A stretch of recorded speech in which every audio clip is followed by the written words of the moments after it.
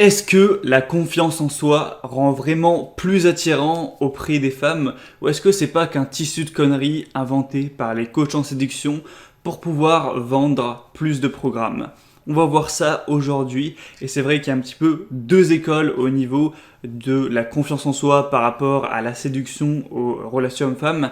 La première école, on vient de l'aborder, c'est un petit peu tous les coachs en séduction qui vont ne jurer que par leur confiance en soi. Ils vont avoir un élève, voilà, un mec random qui réussit pas trop avec les filles, il va lui dire mec, mais voilà, si t'as pas de femme, c'est uniquement parce que tu n'as pas confiance en toi.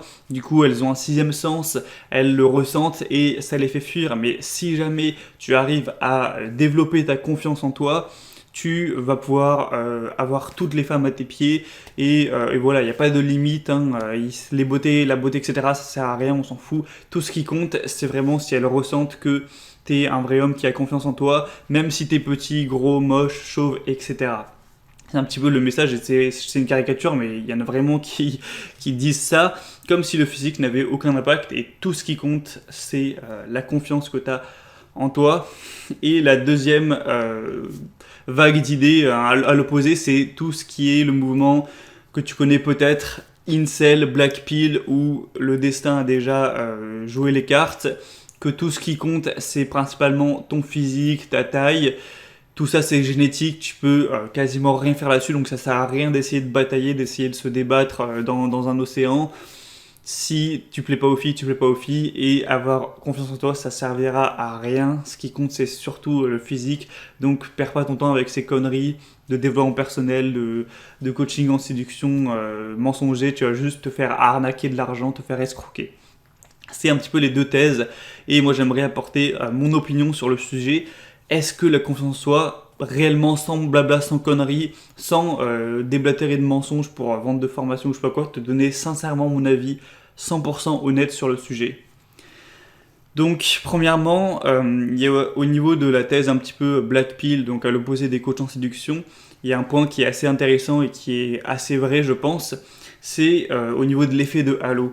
L'effet de halo, c'est le fait que ton apparence physique va refléter des qualités ou défauts imaginaires chez les gens que tu vas rencontrer. Par exemple, tu croises une jolie jeune fille blonde magnifique, tu vas avoir l'impression au premier abord que c'est quelqu'un de bien, c'est une fille gentille, c'est une fille honnête, droite, tout ça. Alors que si tu vois une femme qui a le dos bossu, qui lui manque la moitié de ses dents, vieille, avec un visage moche, un énorme nez, qui pue, etc., qui a des cheveux dégueux, enfin bref, tu t'imagines une vieille femme super laide, là tu vas peut-être plus être sur tes gardes, elle te dira peut-être qu'elle est malhonnête, et tu vois ce que je veux dire, et tout le monde est touché par ça, c'est vraiment génétique.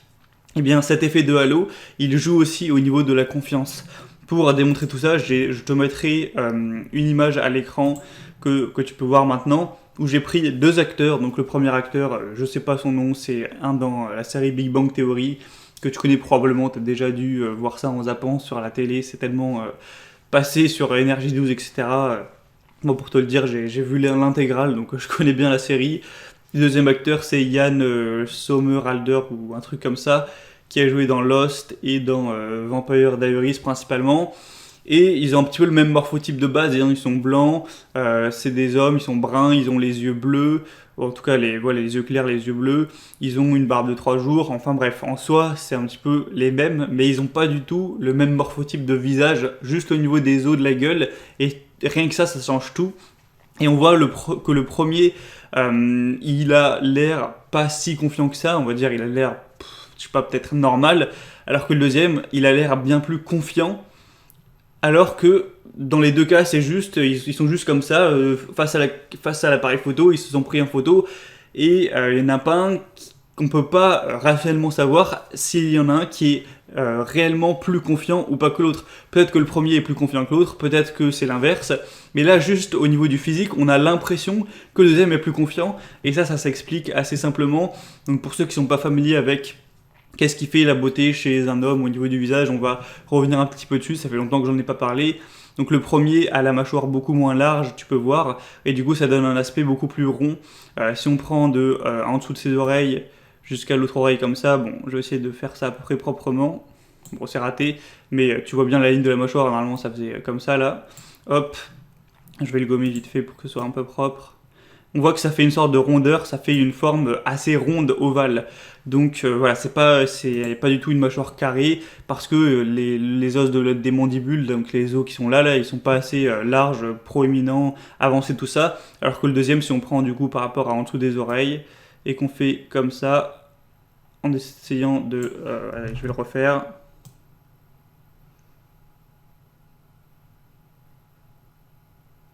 Voilà, en restant sur la ligne de la mâchoire, ça fait une forme beaucoup plus rectangulaire, beaucoup plus, voire carrée. Donc ça, c'est plus attirant chez les hommes. Hein, si tu modifies ton visage, que tu as une mâchoire ronde et que tu l'as fait carré, tu auras l'air plus beau tout simplement. Ensuite, au niveau du nez, il y a peut-être quelques différences. Il a peut-être le nez un peu plus long au niveau de la hauteur et sûrement de profil aussi. Donc on pourrait le prendre comme ça, hein, hop. Et du coup, ça fait un visage qui est un petit peu plus long. Mais là, vraiment, c'est quelques centimètres, c'est pas ça qui change le plus, honnêtement. Ça, c'est vraiment un détail. Au niveau des maxillaires, donc ça, c'est les os en dessous des yeux. On voit que lui, il a les maxillaires plus avancés parce qu'on voit très peu de cernes, très peu de tissu en fait qui tombe en dessous des yeux. Vu que les os sont bien avancés, la lumière se reflète et on voit juste une peau claire unie sans poche qui tombe, tout ça. Donc ça, c'est un petit point aussi à noter à ce niveau-là, mais la plus grosse différence entre les deux, et là il faudrait que je zoome encore, mais je pense que si je zoome plus, ce sera pas possible, quoique, on voit les deux yeux, donc c'est bon. Au niveau des yeux, ils n'ont pas du tout les mêmes yeux. Le premier, il a un œil beaucoup plus rond, où on voit beaucoup plus le blanc de l'œil est un peu plus ouvert comme ça, et le deuxième, au contraire, va avoir les arcades sourcilières, ainsi que les maxillaires. Donc les maxillaires c'est en dessous, les arcades sourcilières c'est les muscles, enfin c'est les os qui sont au-dessus des yeux, beaucoup plus proéminents. Du coup, ça fait quoi? Ça fait que l'œil est beaucoup plus caché un petit peu comme ça, et donc ça donne un plus bel œil. Donc je vais dessiner tout ça. Donc déjà, quand on prend l'inclinaison de l'œil, là c'est un petit peu en déclinaison. Donc ça fait un petit peu un œil qui descend comme ça. C'est pas super attirant. Là c'est beaucoup plus droit, voire très légèrement incliné vers le haut, donc c'est mieux. Ensuite, il va avoir les cils plus longs, donc ça donne un meilleur regard. Il va, comme je l'ai dit, avoir les os en dessous et au-dessus qui sont plus développés, donc l'œil est plus protégé, caché, donc ça donne un œil plus comme tu peux voir, je sais pas, chez un lion, alors que là ça donne un œil plus, je sais pas, comme chez une chouette, tu vois, sans vouloir faire de blagues.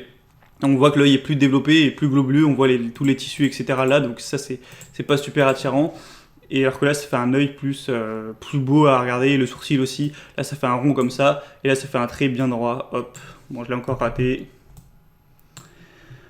Voilà, et après, bon, il y aura d'autres petits détails où on pourrait parler, hein, la coupe de cheveux, donc là, il a sûrement les cheveux plus fins ou je sais pas quoi, enfin bref. Pas la peine de rentrer en profondeur non plus, mais juste pour voir que les deux physiques, en fonction des os de ton visage, et aussi de la taille, de la musculature, ça joue, ça va te faire avoir l'air plus confiant ou moins confiant. Si là, avec un logiciel, je modifie ma gueule, je me fais des gros yeux hyper globuleux, une mâchoire beaucoup plus petite, que je me rapetissis ou je sais pas quoi, je vais me donner l'air moins confiant alors que je pourrais modifier à l'inverse mon visage. Et donc ça joue. Tout simplement pour conclure là-dessus, effectivement l'apparence physique va jouer sur la confiance que tu as l'air d'avoir.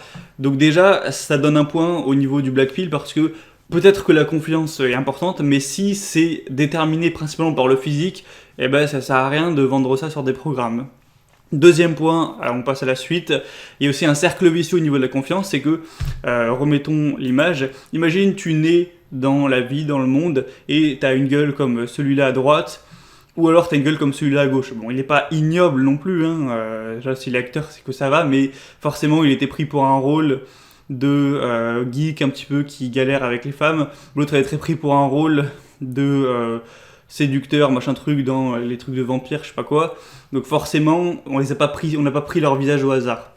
Enfin bref, eh bien, si tu nais avec le visage du premier, tu vas sûrement avoir un peu plus, voire beaucoup plus de difficultés avec les femmes. Ça fait que tu vas te faire sûrement beaucoup plus rejeter, ou en tout cas, aucune femme va venir te contacter, t'essayer de te draguer. Donc, tu as peu de chances de développer naturellement une confiance super forte en toi au niveau des relations hommes-femmes. Alors que le deuxième, dès l'école primaire, le collège, etc., il a dû recevoir des demandes, des petites lettres d'amour, des filles qui s'intéressent à lui, tout ça.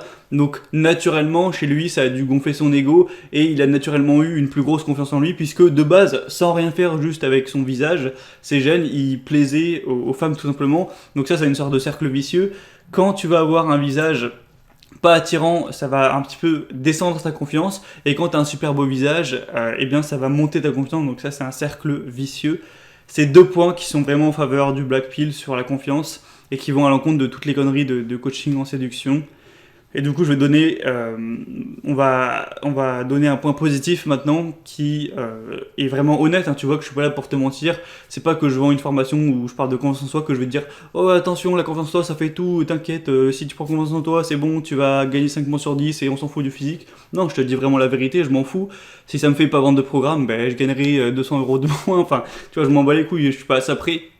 Et donc, moi je pense que malgré ça, malgré ces arguments qui sont vrais, imagine 2 versions de toi-même, donc ton toi normal qui est pas spécialement confiant, qui est on va dire basique, et tu prends le même toi, le même physique, enfin toi, un clone, mais là tu lui confères avec des pouvoirs une confiance en soi en béton, voilà, une confiance en soi parfaite, où il est super sûr de lui, il a plus la tchatch, tout ça. Imagine tu mets les deux, t'envoies les deux comme ça, dans un lieu de sortie dans ta ville, hein, je sais pas où t'habites, Marseille, Paris, Lyon, Lille, Montpellier, Nantes, bref, je sais pas où t'habites, hein, si t'habites en ville, et les deux tu les mets dans un coin où il y a des bars, des boîtes, etc. pour aller draguer. Est-ce que tu penses que les deux vont avoir le même résultat, vont récolter le même nombre de numéros, de Insta ou je sais pas quoi? Moi je pense qu'il y aura quand même une différence. Moi j'essaie d'imaginer la situation à l'intérieur de moi-même.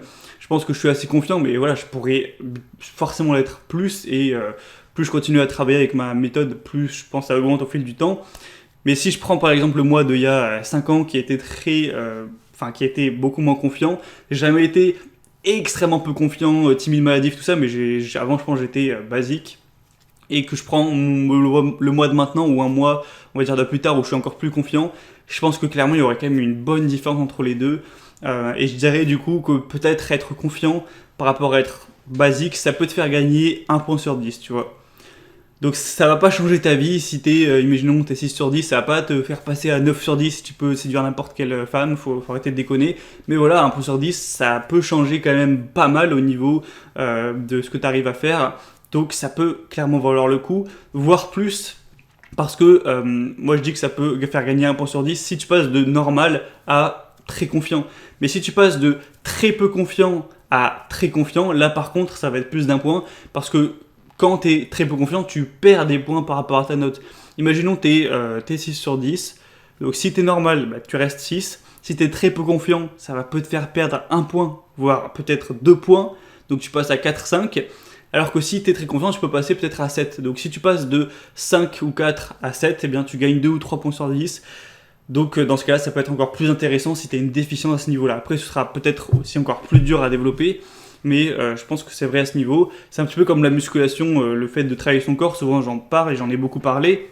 Si tu es normal actuellement physiquement, que tu n'es ni musclé, ni gras, ni maigre, je sais pas, tu es normal physiquement, tu deviens musclé, ça peut te faire gagner, je pense, un bon point sur 10, voire un peu plus. Après ça dépend si juste tu deviens musclé vite fait ou si tu as un corps de dieu, hein, ça change, mais voilà, on va dire que ça peut gagner de faire 1 point, peut-être 2.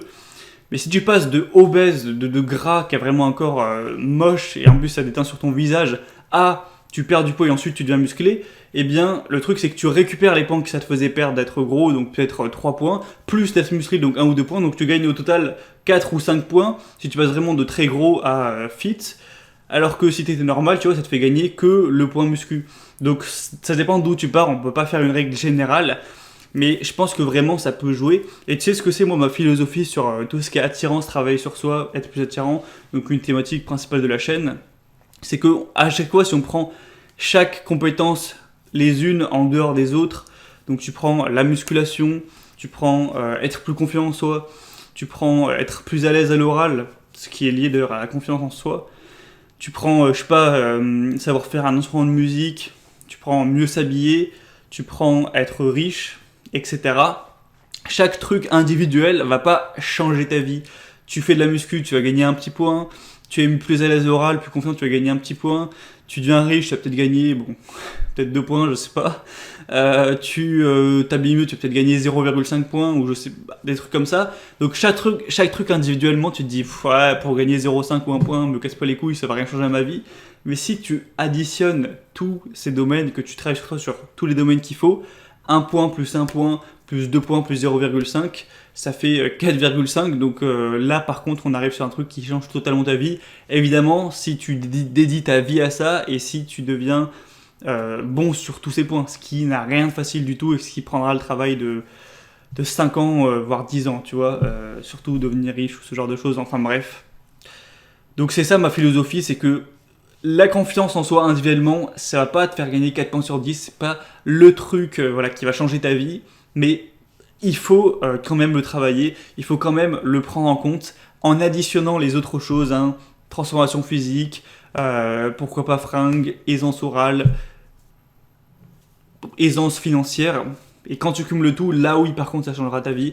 Donc si jamais toi t'es peu confiant ou normal, je te conseille de travailler ta confiance en toi. Et si tu veux avoir ma méthode, ce que moi j'ai fait pour travailler ma confiance en moi, eh bien tu peux l'avoir dans la formation où je te détaille tout ce que j'ai appris depuis toutes ces années sur la confiance en soi. Je te détaille tout dans la formation au niveau de la confiance spécifique sur un domaine, de la confiance générale, ce que j'en pense à ce niveau, le fait de se rendre vulnérable, tout ça. Et tu peux obtenir tout ça avec une offre de lancement où je t'offre 60 € uniquement cette semaine, donc dimanche c'est terminé, où tu peux avoir la formation avec 60 € de réduction. Donc si jamais tu es intéressé, tu penses que c'est un bon investissement pour ce que ça peut t'apporter, ce que ça peut te faire gagner comme temps pour aller plus vite vers une bonne confiance en toi, et surtout avoir une méthode honnête, parce que je pense tout ce que tu vas voir sur les coachs en développement personnel, je vais pas citer de nom, mais voilà, les coachs en séduction qui disent oh la confiance en toi c'est la clé de tout, il faut juste faire ça. Je pense que ça va être peut-être des formations de 25 heures où c'est que du bullshit, c'est pas vraiment concret. Moi la formation elle doit durer 1 heure, peut-être 1 heure et demie, mais c'est vraiment du concret, c'est un plan simple et honnête, tu sais que voilà, je suis pas là pour te vendre de la merde. Voilà, après c'est à prendre ou à laisser, le premier lien dans la description pour commander, tu dois savoir comment faire, et en passant par le lien tu profiteras de l'offre qui se termine dans quelques jours. Et donc c'était tout, je te retrouve sinon samedi pour te raconter un petit peu comment moi quelle est la première étape que j'ai faite qui m'a donné confiance en moi. Et du coup je te retrouverai samedi dans cette vidéo ou dans la formation si tu es déterminé à l'apprendre. A très vite, comme d'habitude donne-moi ton avis en commentaire, si tu as des envies de vidéo tu les dis en commentaire aussi. Et à la prochaine, ciao.